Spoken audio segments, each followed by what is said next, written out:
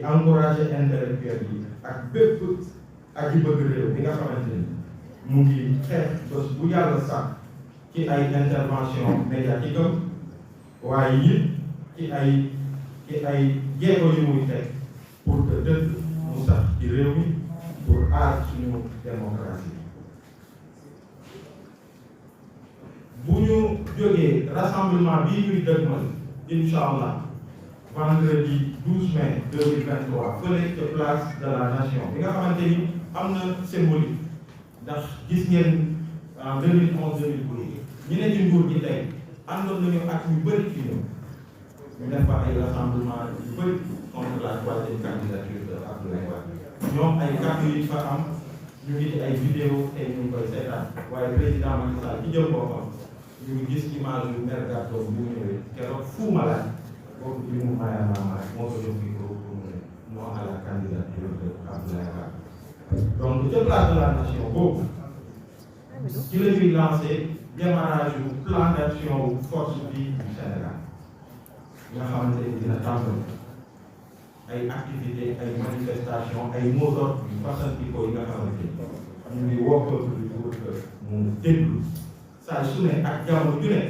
li mu laaj ci ay activités incha allah F24 dina ko amal te dina ko fësal pour que Sénégal yëpp andi pour que ñu tabax benn force comme ni ko turam ñu wuyoo turam force 24 benn force citoyenne bi nga xamante ni li koy lal rek mooy xeex pour que dëgg pour que jàmm sax ci Sénégal waaye jàmm bi nga xamante ni day lal ci dëgg liñ ci bëgg nag mooy fexe ba Sénégalais yi xam ni ci suñuy taarix yi ci suñuy maam taxawaay yi fi amoon ci suñu aada suñu culture bañ jom ak dëggal jubal waaye ci suñuy diine sax yi fi ne ak suñu yenn maam yi nga xamante ni muy catholique di chrétien am nañ fi taxawaay am taxawaay ci dëgg ñu xam ni li war a mën a saxal dëgg rek ci réew mi mooy li war a mën a saxal jàmm ci réew mi mooy dëgg incha allah loolu dinañ ci taxaw F24 dinañ ci taxaw avec toutes les forces vives du Sénégal pour que Macky Sall xam jeex na léegi peuple sénégalais di ko subir ay digle yi nga xamante ni du ko respecté mukk waaye di continuer di subir ay manipulation ay lal ay dëgg sërëx yi nga xamante ni ci 11 ans yi da koy dee lal à chaque fois et à chaque fois peuple sénégalais moom mooy doon victime waaye que président Macky Sall mu xam ne intimidation yi jeex na peuple sénégalais dootul subir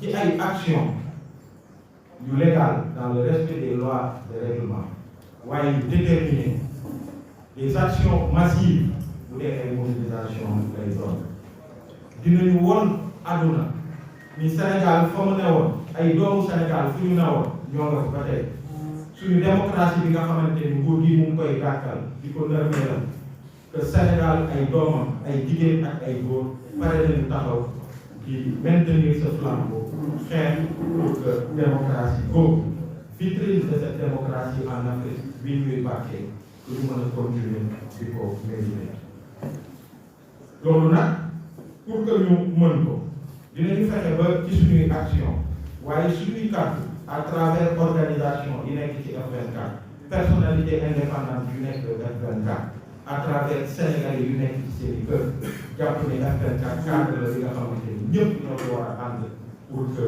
jàmm mu mën a sax ci réew waaye jàmm bu lalu ci dëkk dinañu fexe ba ñi nga xamante ni tey ñu ngi théoriser mbirum troisième candidature Macky Sall ñu xam ni loolu teguwul ci dëkk ñu xam ni loolu li nga xamante ni dina jëme réew mi ci dëkk ci jàmm ak lépp li jëm ci réew mi dañuy jeexal rek di rappeler ni F24 dafa judd gannaaw bu ay jigéen ay góor amee initiative di nasandoo di amal ay waxtaan ay organisation politique organisation de la société civile ay syndicats ay association ay mouvement ay personnalités indépendantes waxtaan di booloo di waxtaan di jubóo ci ay kàddu ba ñu teg li nga xamante ni moom mooy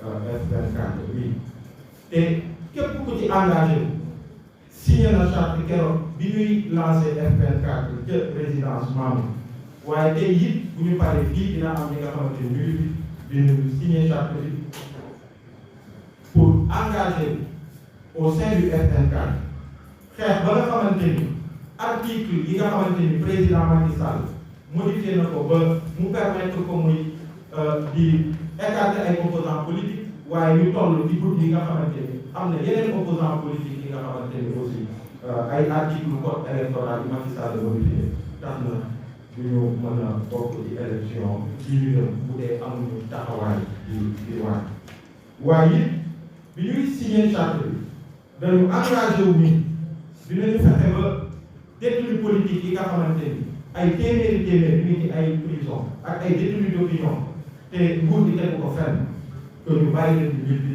ci seen i kër waaye it bi ñuy signé charte bi ñun ñëpp dañu engagé pour am taxawaay pour que président Macky Sall qu'il ne fasse pas moins que ñenn yi nga xamante ni organisé leen bi par exemple gis nañ fi code électoral consensuel à l'époque ñu dem ay élections en 93 waaye surtout mu organiser ay élections yi nga xamante ni day tegu ci dëgg mu doon des élections apaisées des élections transparentes yi nga xamante ni képp ci war a bokk di ci bokk. Enfin damay féddaliwaat woote bi nga xamante ni F24 mu ngi koy woote di woo bépp Sénégalais bi nga xamante ni jàpp leen suñu démocratie mu ngi néew ak suñu constitution bi nga xamante ni mooy suñu charte fondamentale bi ñu boole ñu ñëpp mu tënk ni troisième candidature mënu fi nekk que bépp Sénégalais comme référendum bi ñu voté woon ba ci gañ amul benn Sénégalais benn président bi nga xamante ni mun na def plus de 2 mandats consécutifs en commençant par président Macky Sall moom nii bi muy engagé constitution bi di ko wax démb maa ngi gis benn fiche bi nga xamante ni ci référendum bi ñu ngi def les différents points yi nga xamante ni moom la ñu war a voté et ci kaw ñu ngi gis question wu candidature bi et il était clair que à partir de réforme boobu que nul n'a le droit de briguer plus de 2 candidatures commençant par kat moo sax mi nga xamante ni mooy président Macky Sall di woo bépp Sénégal incha allah le 12 à la place de la nation bu 15 heures jotee rassemblement bu historique lañu bëgg a am keroog rassemblement bi nga xamante ne ay jigéen yu am taxawaay ay góor yu am taxawaay waaye ay ndaw yu am taxawaay ñëw keroog mu doon tàmbaliwu quelque chose de très fort gis nañ ci M23 waaye F24 bii ni mu tàmbalee ñun ñi nekkoon ci M23 xam nañ ni c'est plus massif donc tàmbali le 12 mai la incha allah pour que président Macky Sall mu xam ne dafa war a ci mu gën a gaaw renoncer à une quelconque idée de troisième candidature ndax baaxul ci réew mi et c'est pas conforme ak suñu charte de réew mi ñu teg que détenu politique yi mu bàyyi leen ci mu gën a gaaw waaye it créer les conditions d'une élection bi nga xamante ni day doon lu dëgg mu doon élection yu leer que nit war a bokk ñëpp ñu bokk ci mu bañ a am de sërëf ñu bañ a écarter benn candidat de façon injuste maa ngi leen di jaajëfal bu baax di déglu wolof yi encore une fois merci beaucoup.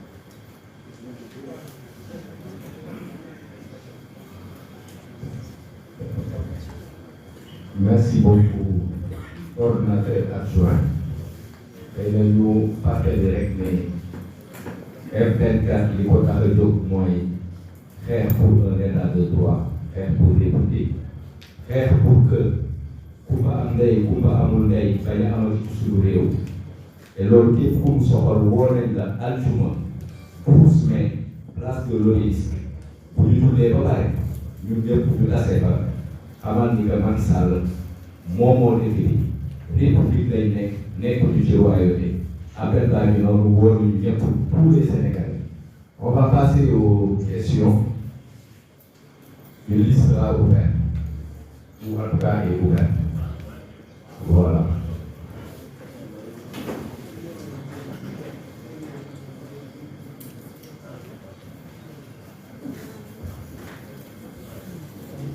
Il n'y a pas de question? C'est bon? Ah, madame. Oui.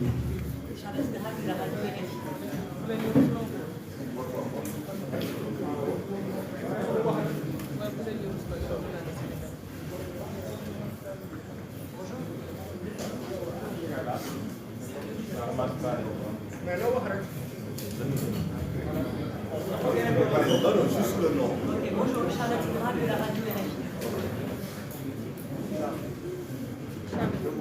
Oui. Qui d'autre?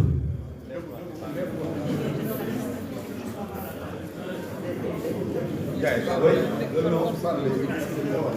Bonne question.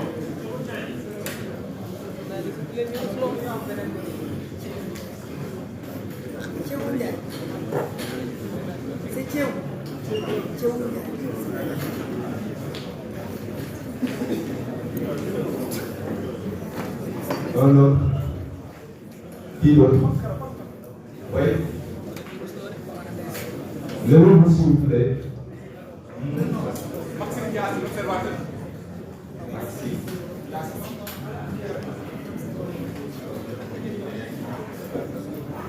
Oui.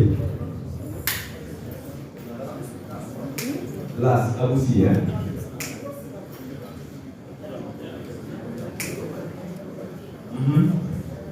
Qui d'autre?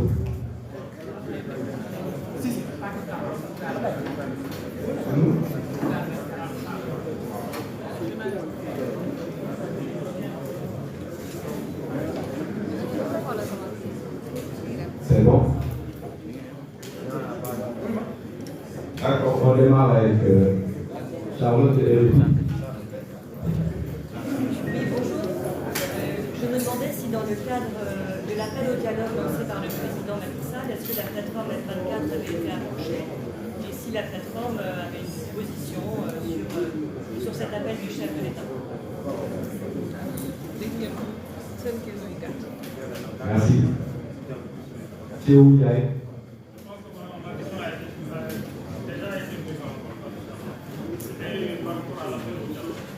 Merci. Merci.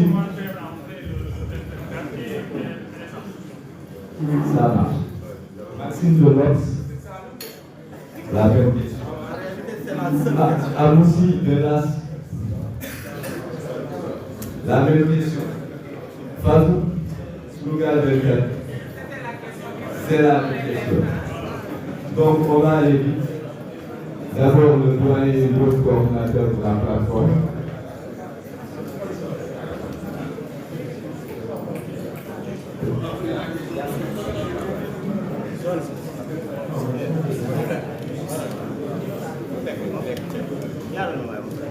La question c'est, est-ce que le F24 a été approché pour le dialogue initié par le président Macky Sall? Ici, oui, quelle est la position du F24? C'est bien ça?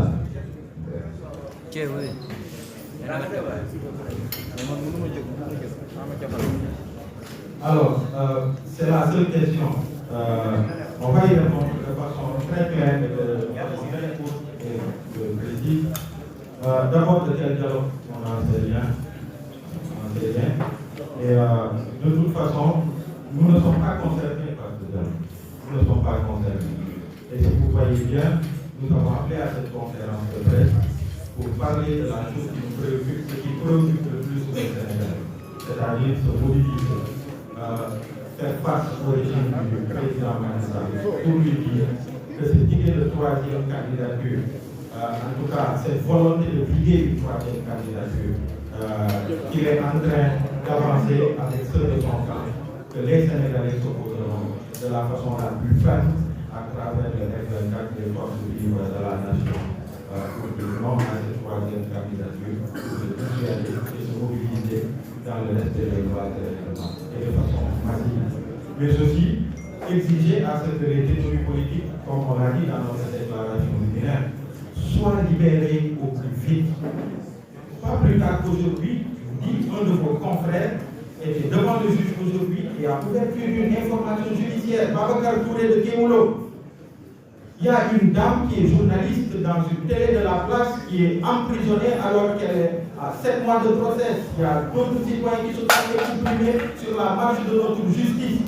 Des citoyens qui s'expriment sur la gestion du président de la République. De quel droit ils ne peuvent pas s'exprimer sur la perception qu'ils ont de leur justice?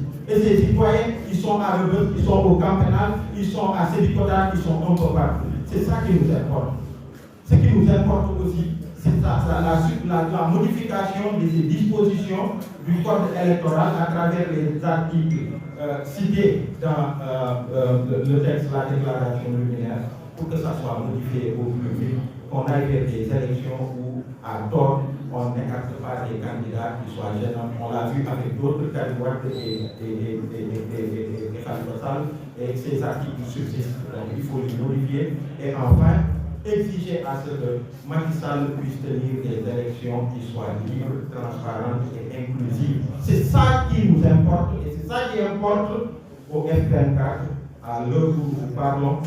C'est de faire cap sur le 12 mai, Inch'Allah, à travers le lancement officiel du plan d'action du F24 qui commence par un grand rassemblement pacifique, massif, mais déterminé, et toutes les actions qui vont venir après. Donc, merci beaucoup. C'est ça la réponse. Revenir si olof nga tënk ko ñu ngi jégalu de. li ma mën a wax mooy ñuy laaj ci mbirum dialogue ban dialogue xamul ci dara li ñuy wax mooy de toute façon dialogue ñun intéressé wu ñu ce dialogue là li ñu intéressé mooy li tax tey ñu nekk mooy woote bi nga xamante ni F24 woote na ko le vendredi 12 mai Inch'Allah à la place de la nation di woo citoyen sénégalais yëpp bépp sénégalais bi nga xamante ni jàpp nañu war nañu aar suñu démocratie suñu état de droit bépp sénégalais bi nga xamante ni jàpp nañu suñu constitution Macky Sall daf ko war a respecté ko biiru troisième candidature bi mu teg ko ci suuf génn wax ak sénégalais yi ne comme ni ko constitution bi waxee comme moom ni mu ko waxee waxaat ko bind ko ci téere troisième candidature bi ko jéem ndax baaxul ci réew mi ndax bu ko fi jëkatee ay règle yi indi comme ni mu fi indee ay en 2012 comme ni muy indee ay feneen ak feneen ci Afrique ñu mobiliser wu pour que Macky Sall dellu ci ginnaaw mais ñu mobiliser wu aussi pour que Sénégalais yii nga xamante ni muy ay journalistes maa ngi wax Babacar Touré moom moo ci mujj taxaw tey que justice auprès du juge ñu yóbbu indi information judiciaire ne ko ràpp ci kaso bi gannaaw moom am na benn soxna bi nga xamante ni mu ngi ëmb ba gis ñu ngi ko ne ràpp ci kaso bi tey journalistes yi ñu ngi maison de la presse